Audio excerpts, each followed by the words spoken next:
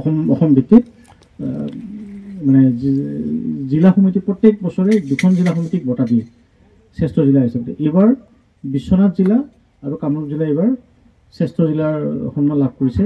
গতিকে আচলতে যিহেতু শ্ৰেষ্ঠ জিলাৰ সন্মান লাভ কৰিলে সেইকাৰণে আমি বোলে চবে এসাঁজ মিলা প্ৰীতিৰে এসাঁজ খাওঁ আৰু অকণমান মত বিনিময় এটা কৰোঁ।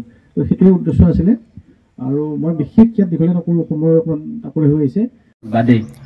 সেই আমি ভাবিছোঁ যে আমাৰ যিখিনি টকা আছে বেংকত আমি এই টকাখিনি ফিক্স কৰি থ'ব লাগে, কাৰণ এই কাৰ্যকালতে আমি কামৰূপ জিলা সমিতিৰ মিৰ্জাত এটুকুৰা মাটিটুকুৰা আমাৰ প্ৰথমতে আছিলে আমাৰ আছাম প্ৰেছ কৰেছপণ্ডেণ্ট ইউনিয়ন চমুকৈ আপকু কামৰূপ জিলা সমিতিৰ কাৰ্যনিৰ্বাহক সভা লগতে এটি মিটিং।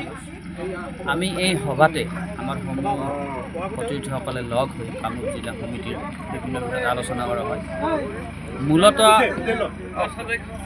আপকুৰ বা সাংবাদিকসকলৰ যিখিনি এক্ৰিডিটেশ্যন কাৰ্ড থকা সাংবাদিক জনসংযোগ বিভাগৰ পৰা স্বীকৃতিপ্ৰাপ্ত অসম চৰকাৰৰ স্বীকৃতিপ্ৰাপ্ত সাংবাদিকসকলক মাননীয় মুখ্যমন্ত্ৰী মহোদয়ে নৱবৰ্ষৰ উপহাৰ হিচাপে যি দিলে, আমি এই হিচাপত তেখেতক সেই উপহাৰৰ কাৰণে ধন্যবাদ জনাইছোঁ।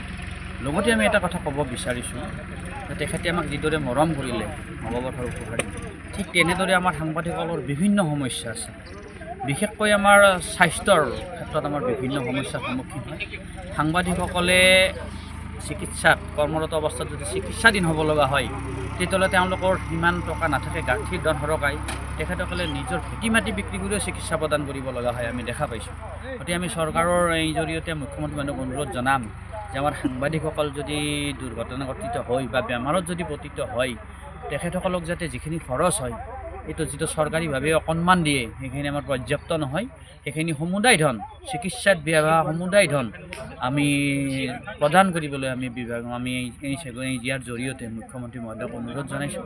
লগতে আমাৰ সাংবাদিকসকলৰ বিভিন্ন সমস্যা আছে, সেই সমস্যাসমূহ বিশেষকৈ আমাৰ সামাজিক আৰু আৰ্থিক নিৰাপত্তাৰ ক্ষেত্ৰত তেখেতৰ ফালৰ পৰা মানে চৰকাৰৰ ফালৰ পৰা আমাক এটি সুপৰামৰ্শ দি এটি ব্যৱসায়ী মানে বাজেট অধিৱেশনতে আমাৰ সাংবাদিকৰ কাৰণে এটি কল্যাণকামী আঁচনি আমি গ্ৰহণ কৰিব বুলি আমি আশা ৰাখিছোঁ। আৰু আমাৰ এই আজি সভাতে ইয়াৰ উপৰিও আমাৰ কামৰূপ জিলা সাংবাদিক আপকুৰ বিভিন্ন সদস্যসকল উপস্থিত হৈ আমাৰ আপকুৰ সংগঠনটো শক্তিশালী কৰাৰ ক্ষেত্ৰত কেইবাটাও গুৰুত্বপূৰ্ণ ভূমিকা গ্ৰহণ কৰা হয়। আৰু এই আমি চৰ অঞ্চলত য'ত আজি আমি কাৰ্যনিৰ্বাহ অনুষ্ঠিত কৰিছোঁ, এইখন এটি চৰ মাজৰ চৰ সুন্দৰ জেগা নগৰপেটা। গতিকে আমি এই চেগতে বিচাৰিছোঁ চৰ অঞ্চলৰ আচলতে ৰাস্তা ঘাটৰ ক্ষেত্ৰত চৰকাৰীভাৱে যিখিনি কৰিছে সেইখিনি পৰ্যাপ্ত নহয়। গতিকে ৰাস্তা ঘাটৰ ক্ষেত্ৰতো আমি বিভাগীয় মন্ত্ৰী মহোদয়ক এই চৰ অঞ্চলত যাতে আহিব পৰা তেখেতসকলে যাতে সুবিধা পায়, ৰাস্তা ঘাটৰ ক্ষেত্ৰতো আমি বিহিত ব্যৱস্থা ল'বলৈ, যিখিনি লৈছে সেইখিনি পৰ্যাপ্ত নহয়, ইয়াতকৈ অধিক ব্যৱস্থা ল'বলৈ আমি ইয়াৰ জৰিয়তে আহ্বান জনাইছোঁ।